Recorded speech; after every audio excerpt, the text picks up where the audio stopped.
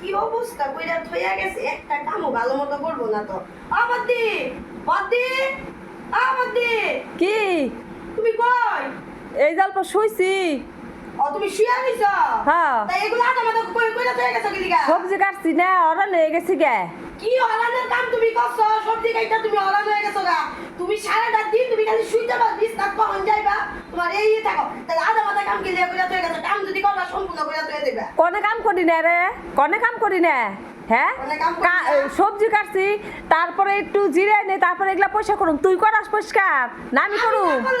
এখন মানুষ আর দেখলে কি করবো, যে ঘরটার অবস্থা কইরা থইয়া গেছে কি? চাপা নারিস না। কইছে চাপা দাঁড়িস না, তোমার শরীরে বিরাট আলছি। আমার শরীরে তো আছি, তুমি কত কাম করে উল্টিয়ে দিতাছ। আমার কামগুলো তুমি কইরা দাও। না করি না, কইরা দেই না। তুমি বিছনায় যাইবা। বিছনায় যাবই, আমার শোয়া বসা তো তুই দেখ পারি পারস না। তুমি আমার শোয়া বসা দেখতে পারো? তুমি দেখতে পারো? তুই শুলে তো আমি ডাকি না। না দেখো না। আই দুনু শুয়ে নিছাস? ও এই যে একটু ভাত খাইতাম, কে ভাত খাও তুমি নিয়ে খাইবার পারো না?